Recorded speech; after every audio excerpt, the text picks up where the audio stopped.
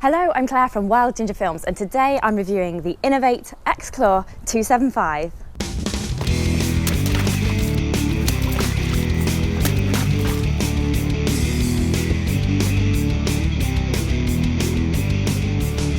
So just some general facts to start off with. The Inov8 X-Claw 275 weighs 240 grams for a UK ladies size 6. That's pretty light. And it retails for £120, but I've seen it online from anything from £55 to about £80. First thing I want to talk about is the drop. This is the difference between the heel and the toe of the shoe.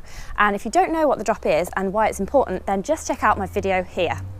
The drop of the Inov8 X-Claw 275 is 8mm, which is great because that means that people who are used to running in a traditional trainer of about 12mm drop, you know, the ones with a big heel that you wear for road running, people who wear those types of shoes new to trail running and fell running can get away with wearing this shoe without any strain on their Achilles. So that is a fantastic plus point.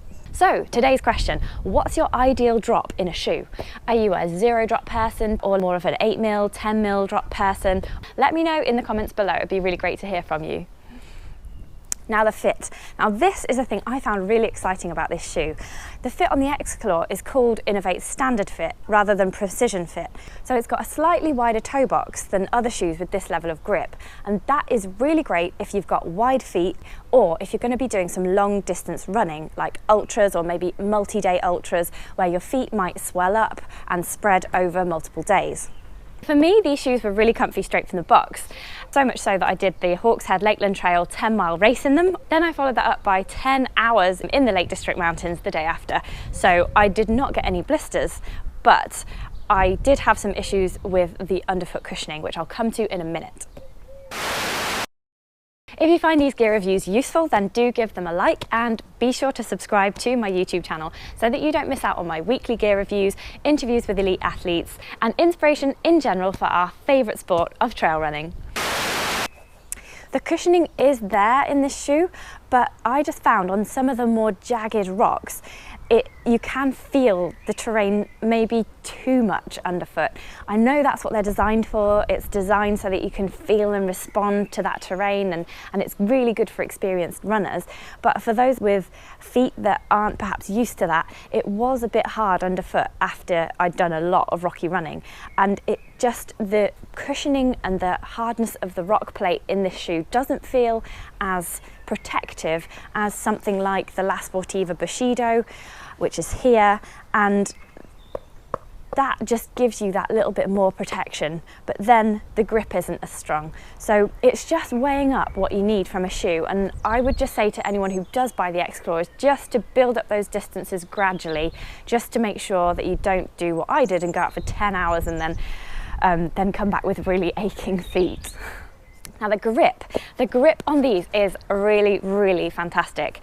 The lugs are 8mm and they just dig into everything. So that's mud, grass, bogs. They were absolutely brilliant for the Lake District fells and any other mountainous type terrain. The only place where you have to be slightly careful is on slippery wet rock, and that goes for every shoe. The grip on this shoe is absolutely brilliant and it remains one of my first choices for any running in the mountains. One thing I also liked about the X-Claw was the laces. So it doesn't sound like much, but actually I think this is a really big deal. The laces are quite thick and I really like that because I was trying a pair of Inov8 Trail Talons. I ran 100 miles in them during some training a couple of weeks ago, and they've got really thin, skinny laces, and I'm just not a fan. I'm really sorry, but I know it's lighter, but that's an area where you shouldn't scrimp in my opinion, because they're really hard to operate when you've got cold hands, and the other thing is that if you pull them too tight, they sort of cheese wire your foot, whereas if you pull these laces too tight, they don't have that same cheese wire effect. It feels a lot more comfortable. So for me, I'm definitely going to stick with thick laced shoes. So what's the X-Claw similar to? Well, it's really similar to the Inov8 Mudclaw, which has equally aggressive lugs. They're both 8mm, but the stud pattern on the X-Claw is more similar to the X-Talon than the Mudclaw. So the lugs are slightly smaller, they're a little bit wider spaced. The X-Claw's also got studs in the arch area here, which is really useful when you're going over rocks and roots. You can see the wider fit of the toe box compared to the precision fit of the Mudclaw.